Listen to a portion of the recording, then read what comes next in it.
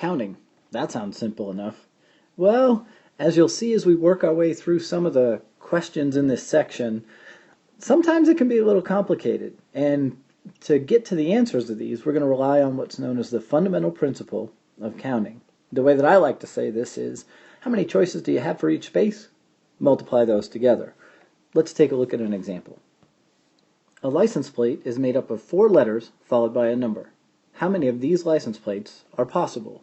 That is, how many of them could there possibly be? Well, we're going to use the fundamental principle of counting, which is how many choices are there for each space? Multiply those together.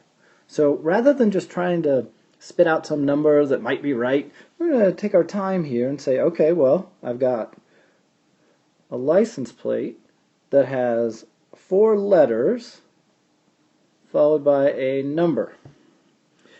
All right, so how many possibilities are there for each space? Then we're going to multiply those together.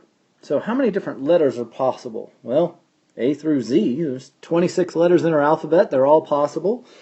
So I've got 26 possibilities for the first space. There's nothing in these instructions that say I'm not allowed to repeat. I can use the same letter all the way down the line. It could be A.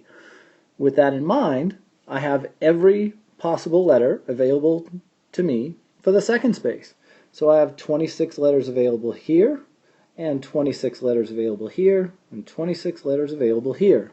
And then for the number, let's see, how many different digits could go on a license plate? Well, there's 9, right? Oh yeah, wait a minute, 0 can go. So I have 1 through 9 and 0, so I have 10 different numbers that could go on a license plate. So there's 10 possibilities here. How many possibilities are there for each space? And then multiply those together.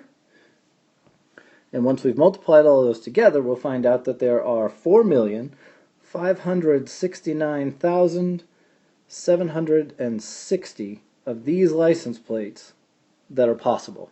That's the fundamental principle of counting, is how many choices are there for each space?